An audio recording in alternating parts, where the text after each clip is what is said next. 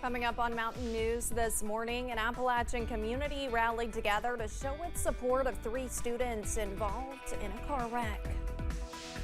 And a cross-country relay made its way through the bluegrass to support those who made the ultimate sacrifice. Dedicated to Eastern and Southern Kentucky, this is WYMT Mountain News This Morning. Good morning, I'm Olivia Calfee. The time is 5:30 on Monday, May 13th. Now let's check in with meteorologist Mace Michaels for a look at your forecast this morning. Good morning. A little cooler this morning, Olivia, with temps in Pikeville around 53 degrees, a scattering of clouds throughout the area. It will be mostly sunny, at least in most areas this morning, partly to mostly sunny throughout the majority of the day, or a mixture of sunshine and clouds, depending on which way you like to look at it. A little cooler here in Hazard, our temperature at 46. Generally, when you look at the city lights and the early rays of the sun trying to creep up, you notice there really aren't too many clouds out there on the horizon. Lots of 40s and 50s for our morning temperatures, cooler than last week, but we don't have any raindrops around the area yet. That's coming later tonight. Cloud cover again is sparse. It thickens though to our west. Showers pick up to our south and also out to our west. So yes, we'll transition to more wet weather as we look into tomorrow. It's just a slight chance of a storm today, a little better chance maybe this evening. Temps again warming up close to 80 degrees into the upper 70s. More on when that rain moves in and how long it'll stick around coming up. All right, Mace, thank you. A man accused of a murder in 2023 is set to appear in court today.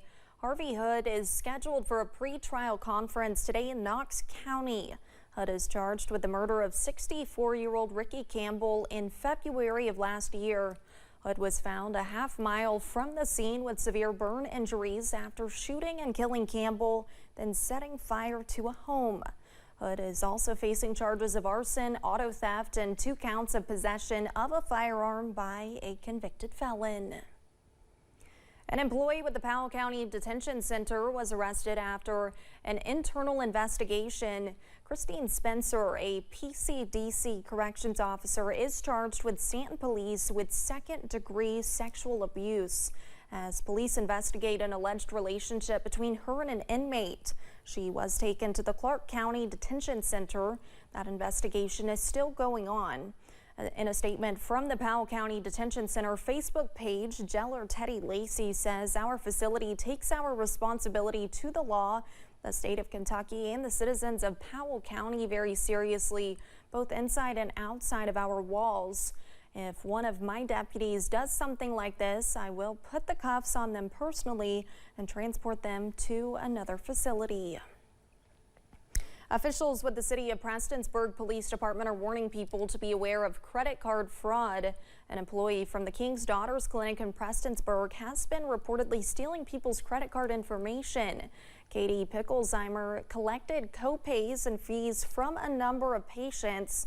The city of Prestonsburg Police Department reports she has been using that credit card information to purchase items off the TikTok shop. Pickelsheimer is said to have been on the run after finding out the police department was after her. If you have been to the King's Daughters Clinic and have suspicious charges on your credit or debit card, officials with the Prestonsburg Police Department say to reach out to them. Over the weekend, multiple agencies in Laurel County responded to a crash after a car went into a building. The crash happened in Corbin after 8 p.m. Saturday night at the Kentucky Outdoorsman Supply Store.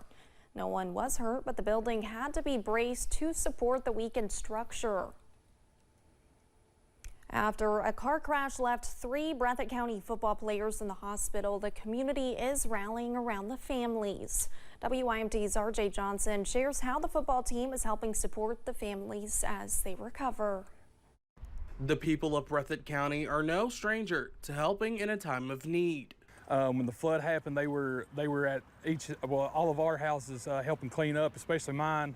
We lost everything, and Corey Combs, Colin Combs, and Ethan Boland were all there to help me, and they helped us all the way through the flood, through the recovery. So This is nothing new for our community. So when they got the news about Corey and Kylan Combs and Ethan Bowling, while it hurt, Sawyer Hall and Casey Allen say they knew what to do. At first, it was, well, still is, very hard, hurtful time.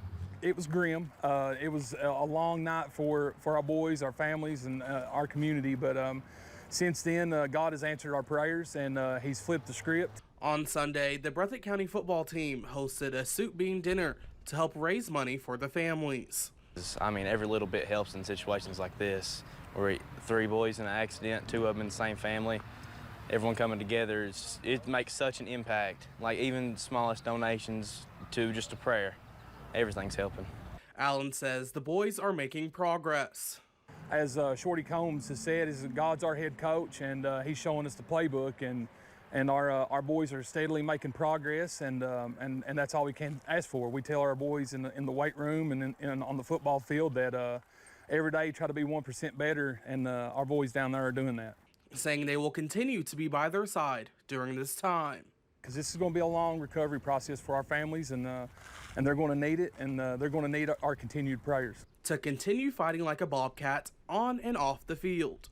In Breathitt County, RJ Johnson, WYMT Mountain News. Allen says they sold more than 150 meals, raising more than $3,000 for the families. A national relay walk came through the Commonwealth Sunday to honor the nation's heroes who made the ultimate sacrifice. The program is called Carry the Load, where hundreds of veterans, public servants, and families join together to walk across the country in a month-long relay. The walks are a way to raise funds for other nonprofits that serve current veterans and first responders.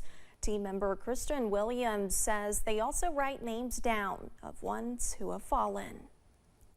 We are told when we begin this that we have 2 deaths. The first time is when we physically leave this earth, and the second is when people stop saying our name.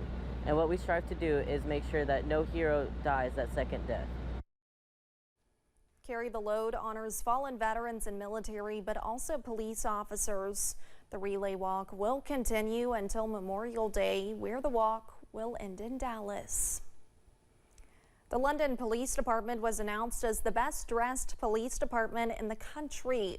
Last week at the Network Association of Uniform and Distribution Conference in Florida, officials talked about what it means to represent the community through their look. It just brings it home of how we try to bring home the professionalism to our community, and that just goes along with our uniform. You know, it starts with there and goes with the officer, and that's our whole mindset with how we police in our community. We're very community police oriented, and so for people to be able to see us and recognize us is a big thing for our department. London Police transitioned to a more traditional style that reflects what their station used to wear decades ago, earlier this year. The PGA Championship is this week right here in the Commonwealth, and the sports organization is using it to introduce people to a career in golf. Friday, they invited high schoolers, college students, and other professionals to get a behind-the-scenes look as Valhalla Golf Club gets ready. They had experts talking about all the different jobs you can get in the industry, from club design to tournament running, volunteer operations, and much more. Wherever we can get the word out on working in golf, really giving back to this wonderful game that we all love, that's the main goal, is just providing those opportunities and pathways for those to learn more and hopefully plant a seed that will ultimately grow later down the line.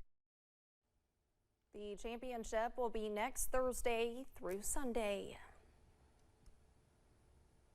And for drivers heading through Jackson County on Kentucky 89, you should be aware of delays starting this morning. A section between the Rockcastle and Jackson County line, an intersection with Gates Hollow Road, will be closed starting today for cross drain replacement. The road closure will begin at 8 a.m. and end at 5 p.m. every day starting today through Thursday. The Kentucky Transportation Cabinet asked drivers to be aware of the work zone, expect significant delays, and utilize safe driving habits when traveling through the area. And when we return, being John Malkovich can't be all that bad, especially after news of his next big role. For the area today, not much rain, chances late afternoon and evening. Otherwise, a nice forecast with temps close to 80. More details on when the rain arrives up next.